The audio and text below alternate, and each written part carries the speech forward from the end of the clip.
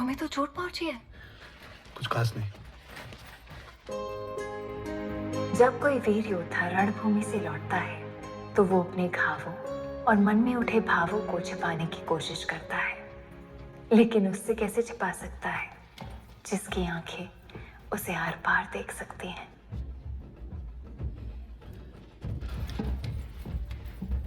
आजी कशी आहेस?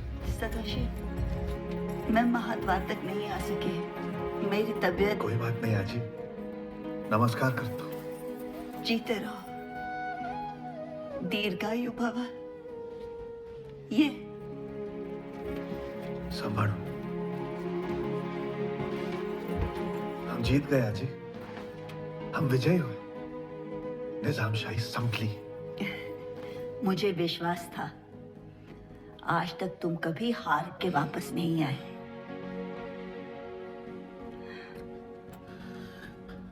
भानु। जी आजी साहेब। वैद्य को बुलाओ। जी आजी साहेब। आजी, तुम्हारे पिताजी कहा करते थे, सूरमा वही है बड़े जो हर हाल में लड़े, सर हथेली पर लेकर चले। धर्म उनका है वीरता, कर्म उनका है वीरता। जीत या हार होगी ये सोचते नहीं। सही कहते थे। प्रणाम आजी साहब। आजी मैं ये तू अरे मरहम पट्टी करवाए बिना मत जाना। तुझे पार्वती याद है? अब ये छोटी राजवैद बन गई है, अपने पिता से भी आगे। आपको इस महान जीत की बधाई भाव साहेब।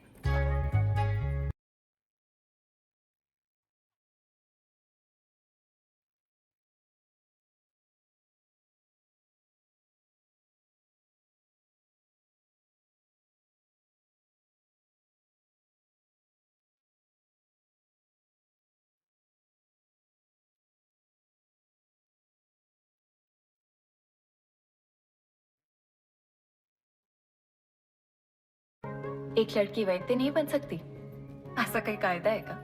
भाई नहीं, बिल्कुल बन सकती है, लेकिन जब हम पिछली बार मिले थे तभी तो नहीं थी। पिछली बार हम 2 साल 3 महीने और 18 दिन पहले मिले थे। माहिती है?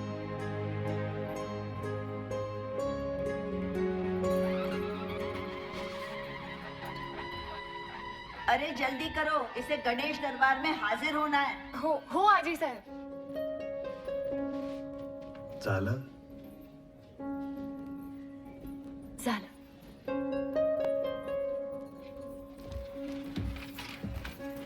भाव साहब, आपको दिन में 2 बार पट्टी कराने आना पड़ेगा मेरे पास।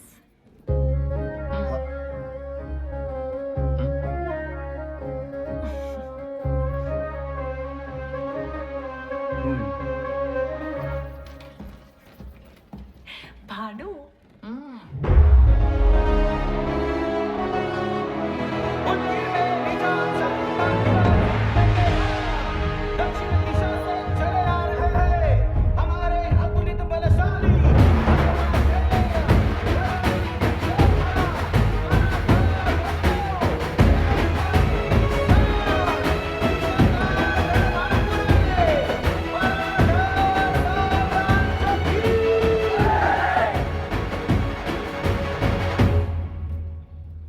युद्ध में दिखाए गए शौर्य के लिए पेशवा के भाई श्रीमंत रघुनाथ राव का अभिनंदन करती है।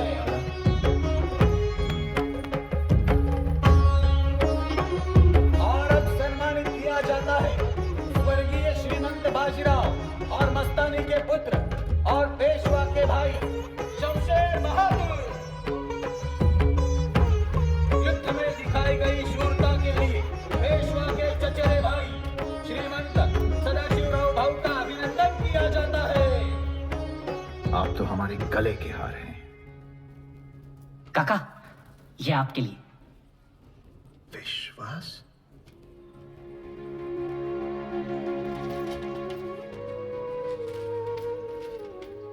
श्रीमंत, अब मैं पेश करना चाहूंगा निजाम शाही के सिपह सालार तोप खाना सदर इब्राहिम खान गारदी को, जो आज से पेशवाओं की सेवा में आ गए हैं। श्रीमंत, मैंने 30 साल तक निजाम की खिदमत की और कभी भी उनका साथ नहीं छोड़ा। अब जब निजाम शाही नहीं बची तो मैं इब्राहिम खान गारदी पेशवा सल्तनत के लिए अपनी वफादारी की कसम खाता हूं।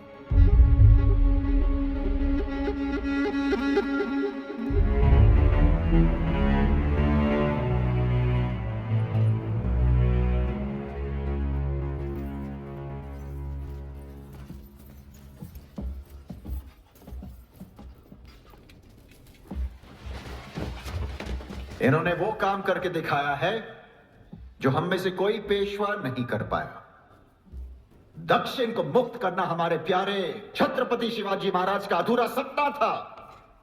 उनके गुजर जाने के 80 साल बाद आज हम निजाम को घुटनों पर ले आए। पिताश्री, इसी खुशी में क्या एक महोत्सव नहीं होना चाहिए?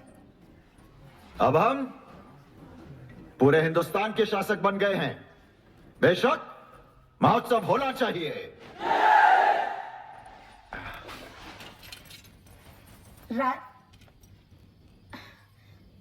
एकांत। जी भाई साहब।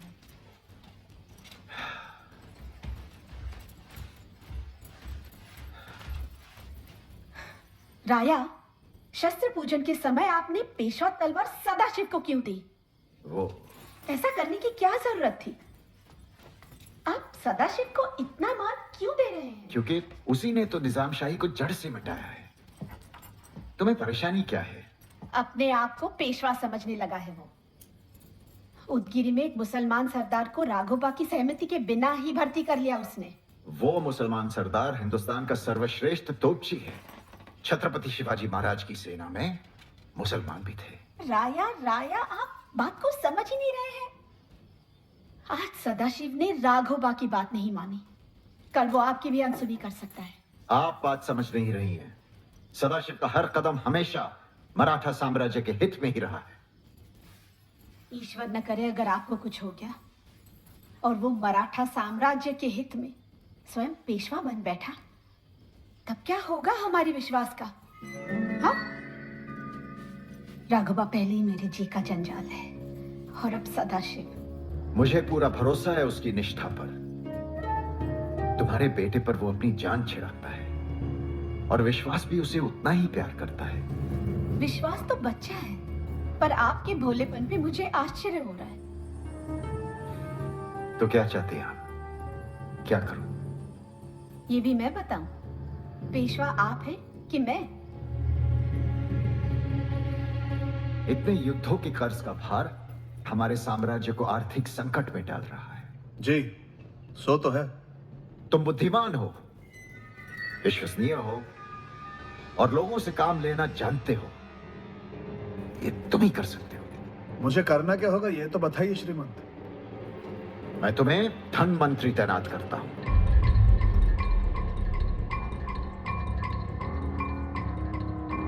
धन मंत्री? और मेरा काम कौन करेगा? वो ये अच्छा सुझाव है राया। आपके इस निर्णय से सदाशिव यहीं पुणे में रहेंगे और फिर राजधानी की सुरक्षा के लिए एक बलशाली योद्धा चाहिए। राघोबा भी तो है। एक से भले दो।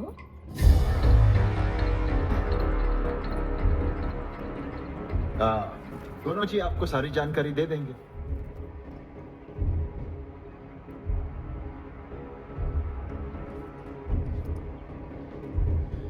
जब निर्णय लिया ही जा चुका श्रीमंत, तो मैं आज्ञा का पालन करूंगा। ये तो अच्छा हुआ। अब मैं आपसे युद्ध कौशल भी सीख पाऊंगा और आप 1500 सूर्य नमस्कार कैसे करते हैं ये भी सीखूंगा।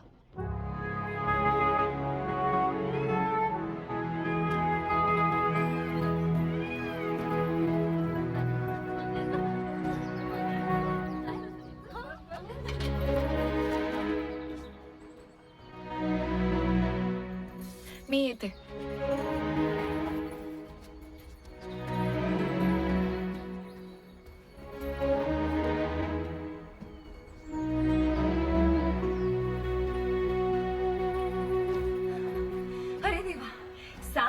लेने के बाद मैं पहुंच ही गई तुम तक।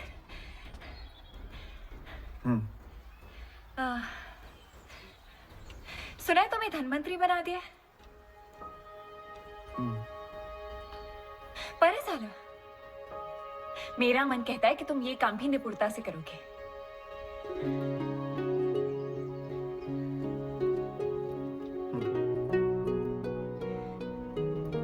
खरे संगो, मुझे तो बड़ा ही सुकून मिला जब सुनो युद्ध में है जी। अब कम से कम तुम यहाँ तो दिखोगे।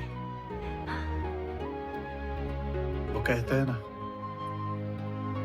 आप एक योद्धा को उसकी तलवार से अलग नहीं कर सकते। ये मुझसे बेहतर कौन जानता है? तुम ये जो कोशिशें कर रही हो ना पार्वती, मत करो। 7 नहीं भले 70 सीढ़ियां चढ़कर तुम मुझ तक पहुंचो।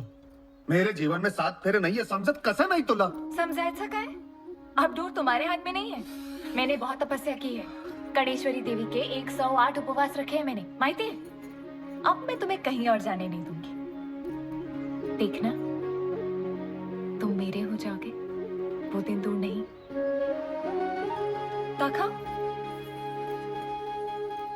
खाओ परायला लागलाय। अब क्या तभी मिलोगे जब अगला खाओ लगेगा? हार जला पार्वती, आता बास कर।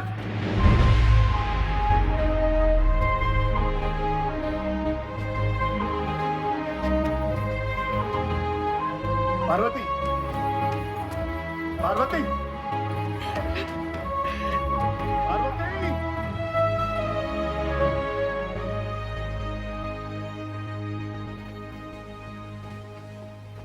वो पार्वती सदाशिव के साथ? लगता है एक मामूली राज्य वैद्य पेशवा की रानी बनने के सपने बुन रही है। होएगा, मेरे रहते नहीं हो पाएगा।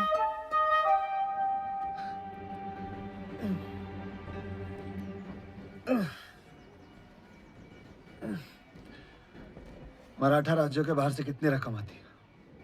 जो रियासतें हमारे अधीन हैं वो 1/4 देती हैं, लेकिन उत्तर दिशा में कई ऐसे हैं जो रोज नए नए बहाने बनाते हैं और एक ढेला तक नहीं देते। उन्हें तत्काल पत्र भेजकर अंतिम चेतावनी दी जाए। हस्ताक्षर मैं ही करूंगा। एक देनदार कुछ ज्यादा ही उद्दंड हो रहा है श्रीमान। उसकी रकम भी सबसे ज्यादा है। कौन है वो? नजीबुद्दौला। मुगलों का मीर बख्शी। हाँ, लेकिन वो रहता है दोआब के इलाके में, गंगा यमुना के बीच रोहिलाबाद के किले में।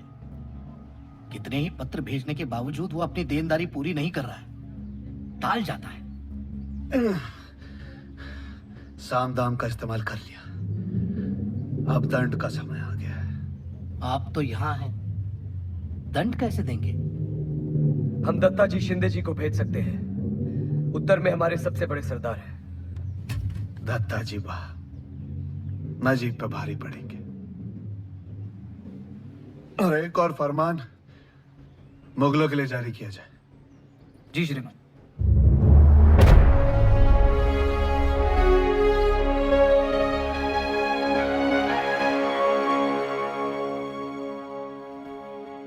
और इस अहमदिया करार के मुताबिक मुगलिया सल्तनत को अगर मराठाओं की ओर से आक्रमणकारियों से अपनी सुरक्षा जारी रखनी है तो आपको 1/4 की रकम अदा करनी होगी, जो कि आपने अभी तक नहीं की।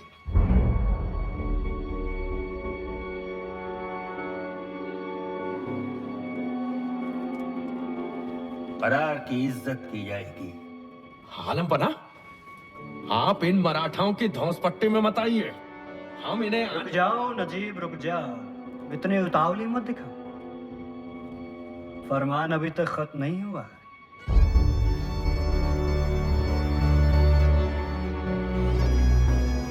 और नजीबुद्दौला की नाफरमानी को देखते हुए उसे मुगल दरबार में मीर बख्श के औहदे से इसी वक्त बेदखल किया जाता है।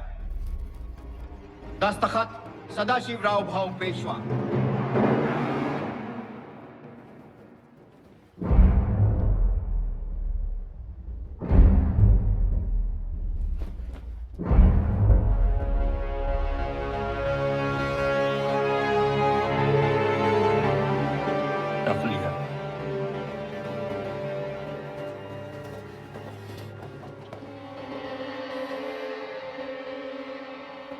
नजीबुद्दौला।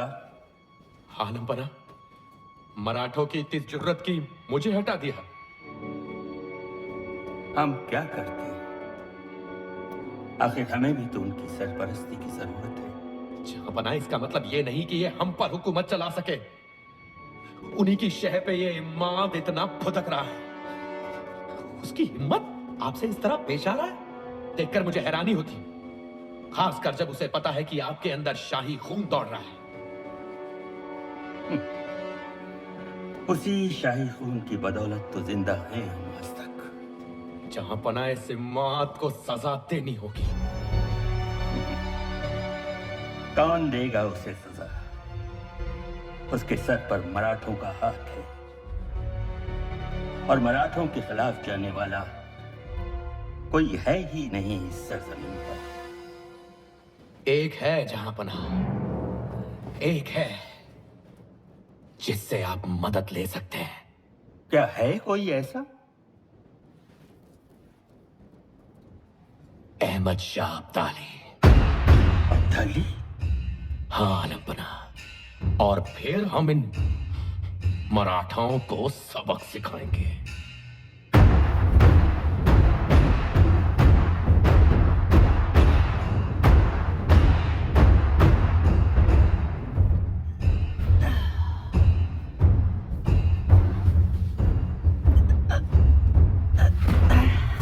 क्या हुआ?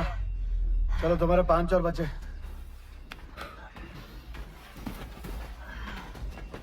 एक, 2, 3, 4, 5।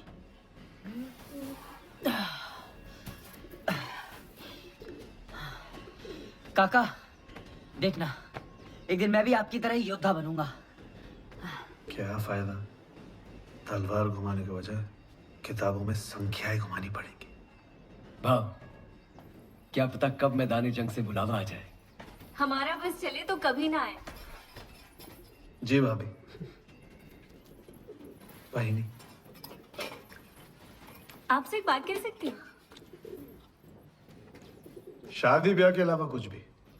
तुम महरम को चकमा नहीं दे सकते सदाशिव, इसके आगे तो मुझे भी हाँ भरनी पड़ी थी। भली लड़की है, शादी कर लीजिए उससे। शादी किससे? अच्छा, अनजान मत बनिए, पार्वती से। सदाशिव, महरम ठीक कह रही है। अभी जंग से लौटे हो, कुछ दिन इत्मीनान है। अपने आप के लिए समय नहीं है मेरे पास। मेरा सारा ध्यान काम पे ही है। भाव साहब, काम कलम का हो या लड़ाई का, वो सिर्फ काम होता है। जिंदगी से आप तब रूबरू होते हैं जब आप घर जाते हैं। भाव साहब वैद्यशाला में आ रहे हैं।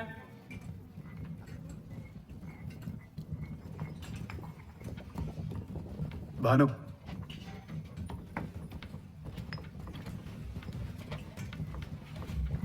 पार्वती कुठे आहे?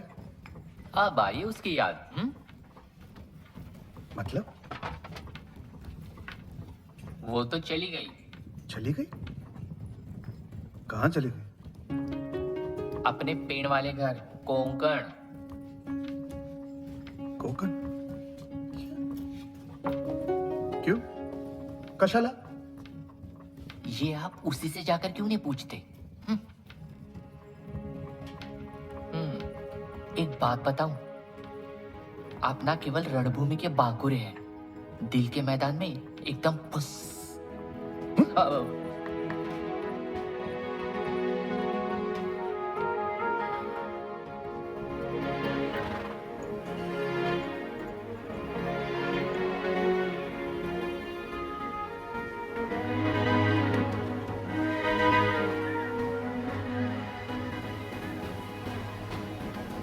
उसने मिलने से मना कर दिया।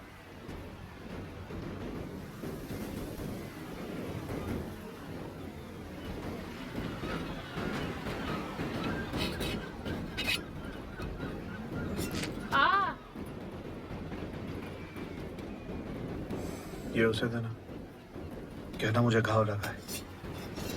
आप योद्धा लोग भी बड़े निराले हो। टेढ़े तीर, निशाना सीधा। जा लवकर भानू.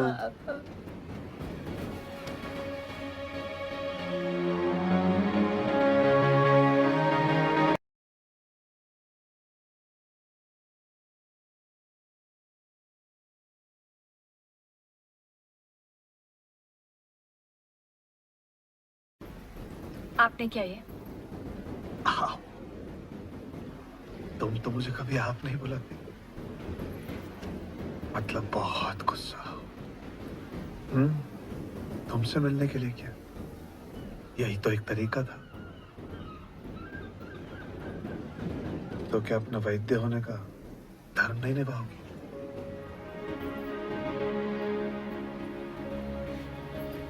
पट्टी दे.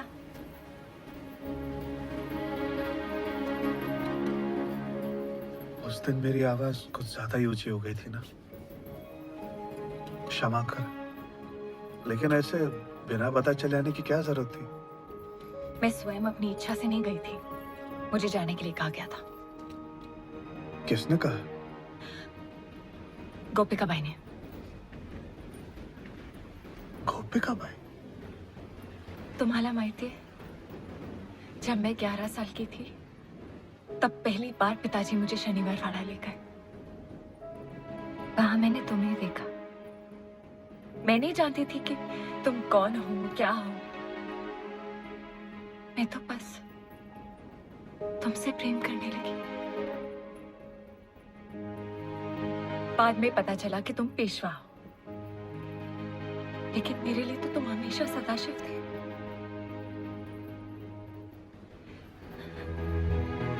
आज पता चला कि किसी का दर्जा कितना मायने रखता है. दर्जा? हो, पेशवीन गोपिका बाई यही सोचती है ना कि मुझ जैसे छोटे वर्ग की जड़ी बूटी घोटने वाली लड़की शनिवार वाड़ा में कैसे रह सकती है. भला समझ ला, तुमने भी मुझे इसी कारण से दूर रखा ना. हो ना, एक बार कहते थे. पार्वती, ऐसा कुछ नहीं है. मैं भी तुमसे उतना ही प्यार करता हूँ जितना कि तुम.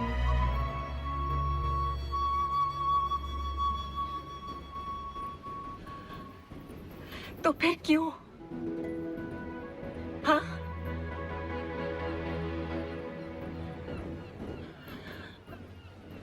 एक योद्धा का परिवार किस उथल पुथल में जीता है,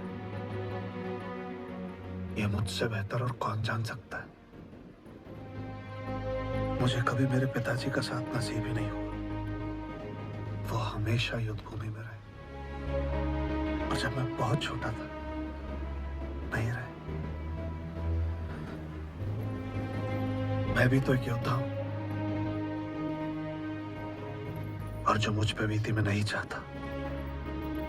मेरी पत्नी पे, मेरे बच्चों, मेरे परिवार पे वो गुजरे. तुम अपना पूरा जीवन भविष्य के भय में कैसे जी सकते हो? मेरा आज तुम ही हो. तुम्हारा आज क्या है? समझ गई. मैं जाती. पार्वती, मेरा आज, मेरा कल, मेरा परसों, परसों तुम ही हो.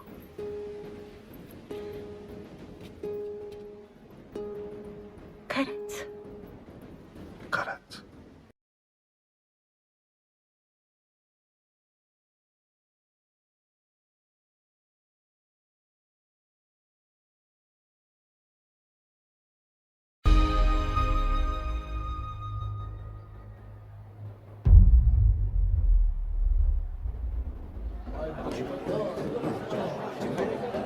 शहंशाह अफगानिस्तान दुर्रे दुर्रानी, आपका फैसला फिर एक बार सही साबित हुआ.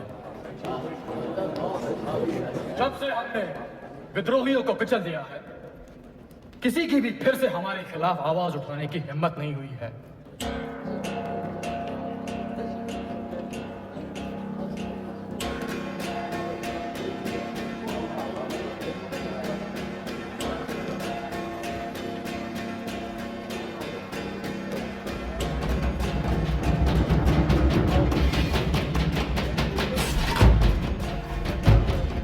लेकिन फिर भी जरूरी यह है कि हमें चौकन्ना रहना चाहिए।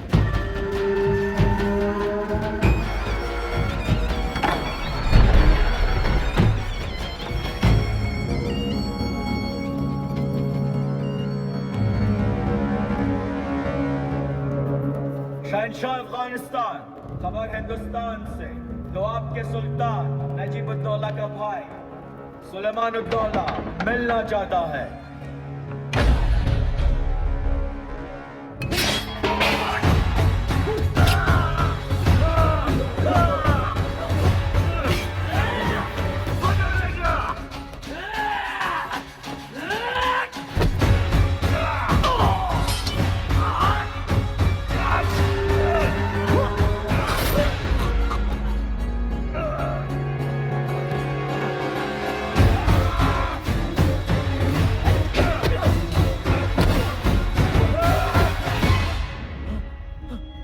मुर्तुजा,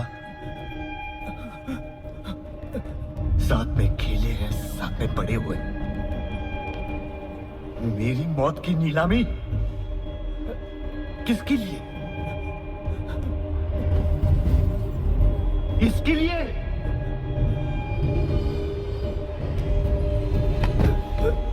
शहंशाह, माफ कर दे उसे। अहमद, लुत्फान, आखिरकार ये हमारा भाई है। ठीक है सरफराज, लेकिन मेरे पे खंजर उठाने से पहले मुर्तुजा ने सोचा नहीं? अहमद, माफ कर दे मुझे। तुझे नहीं मालूम कि ये मोर का तख्त और ये कोहिनूर बड़ी मशक्कत से पाया जाता है, छीनने से नहीं मिलता। नादिर शाह ने छीनने की कोशिश की, लेकिन ऊपर वाले ने उसकी जिंदगी छीन लिया। मैंने मेहनत करके नादिर से पाया है इसे, लेकिन मैं तुझे ऐसे ही दे देता हूं। क्या चाहिए तुझे? कोहिनूर? हाँ, मैं तुझे कोहिनूर देता हूं। नहीं, नहीं, हेमंत नहीं।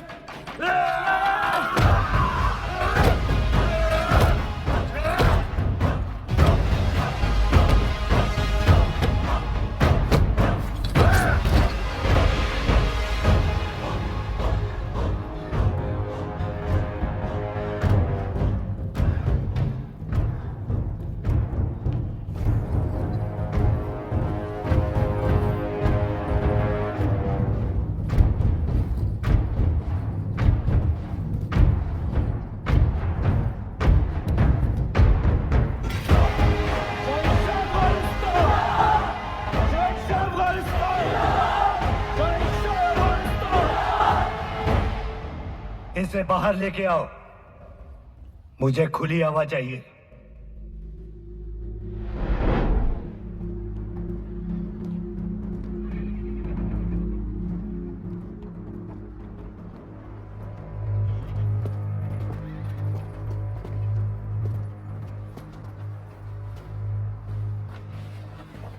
अलीजा, पिछली बार मराठे अटक पहुंचे थे, अब कहीं कंधार ना पहुंच जाएं।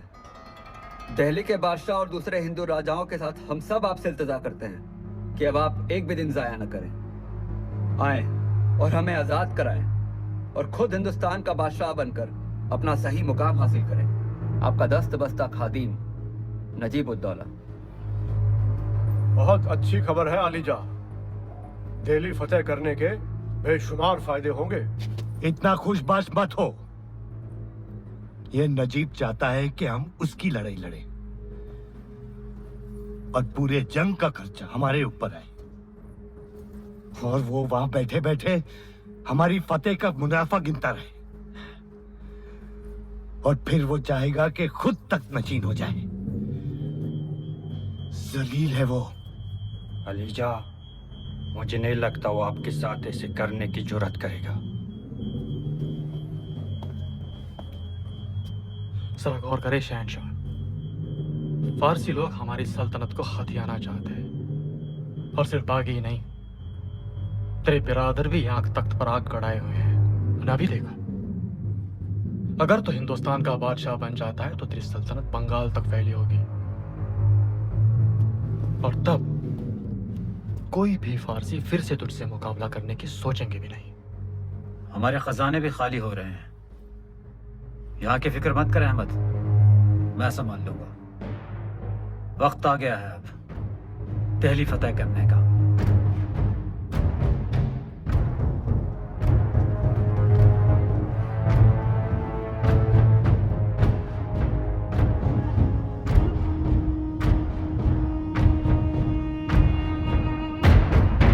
चलो हिंदुस्तान।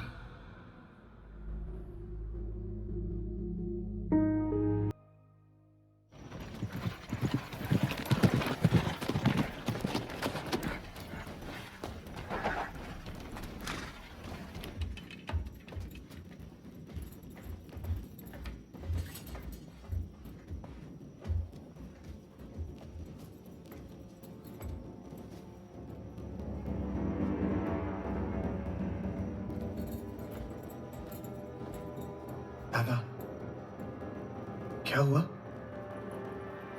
दत्ता जी जिंदे नहीं रहे। दत्ता जी? कैसे? नजीबुद्दौला। वो नजीब से चौथ की रकम लेने गए थे, तब उसने उन्हें धोखे से मार दिया।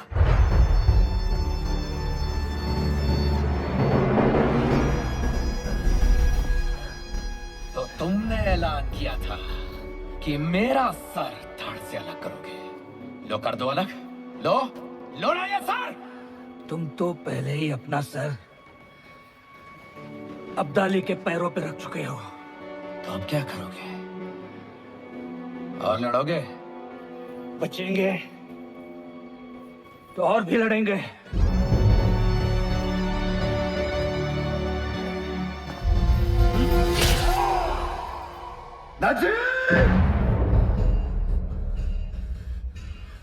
लेकिन नजीब में इतनी हिम्मत कैसे आई कि वो एक मराठा सरदार को मार सके?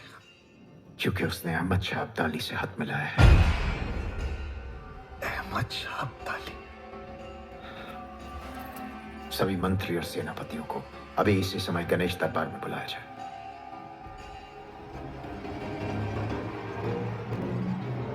दत्ता जी की हत्या मराठा साम्राज्य पर सीधा प्रहार है। और अब्दाली के आने का मतलब है पूरे हिंदुस्तान पर आक्रमण। इस बार 1 लाख की फौज लेकर आ रहा है वो। पिछली बार इतनी लूटपाट मचाई, कत्लेआम करके यमुना का पानी लाल किया था। इस बार हमें उसे रोकना होगा। श्रीमान, अब्दाली शनिवारवाड़ा नहीं लाल किले पर कब्जा करने आ रहा है। उत्तर में इतनी दूर उनकी लड़ाई लड़ने हम भला क्यों जाए? इसलिए कि दिल्ली में इतना दम नहीं कि वो अब्दाली का मुकाबला कर सके। और ये मत भूलिए, हमने उन्हें वचन दिया, चौथ की रकम के बदले आक्रमणकारियों से उनकी रक्षा करेंगे। अपना कर्तव्य निभाने का समय आ गया है, अतः आघार नहीं। पर भाऊ साहब, श्रीमंत, मैं आपको ध्यान दिलाना चाहता हूं, हम अभी अभी एक लड़ाई लड़ चुके हैं। सैनिक इतने थके मांदे हैं कि अपना जरा बख्तर भी नहीं उठा सकते। एक और युद्ध का बोझ कैसे उठाएंगे? ठीक कह रहे हो आप, पर और कोई विकल्प भी तो नहीं है। वो 1 लाख की फौज लेकर आ रहा है तो लिंगो जी, कोई आपके घर पर हमला करेगा तो आप शत्रुओं की संख्या गिनोगे या फिर पूरी ताकत के साथ उसका सामना करोगे? बोला बोला। मैं इस सदाशिव से सहमत हूं। हमें हमारी सेना भेजनी चाहिए। ठीक है, अगर ऐसा है तो राघोबा को जाना चाहिए। जो आज्ञा श्रीमंत। हमारे घोड़ों ने सिंधु और कावेरी का पानी पिया है, तो ये यमुना क्या चीज है? मुझे 1 कोटि मूल्य का स्वर्ण और 80,000 की सेना चाहिए। पण राघोबा दादा, पेशवा संपत्ति इस समय कम है, तो जो है उसी में काम चलाना पड़ेगा। अगर ऐसा है तो अब तक ये धनमंत्री के ओहदे पर क्या कर रहे थे?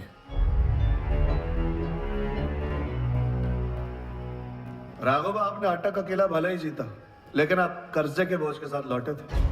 मैं उसी को हटाने में लगा हुआ। हमारे शत्रु दिवाले होने चाहिए और हमारा साम्राज्य हिंदुस्तान में सबसे ज्यादा संपन्न। पर यहां तो उल्टा है। ये ठीक कह रहे राघव। अरे राघोबा दादा, जहां तक सेना का संबंध है, हमें यहां भी तो चाहिए। दिल्ली बचाने के चक्कर में हम पुणे को दांव पर नहीं लगा सकते, इसलिए आपको 40,000 की सेना ही मिल पाएगी।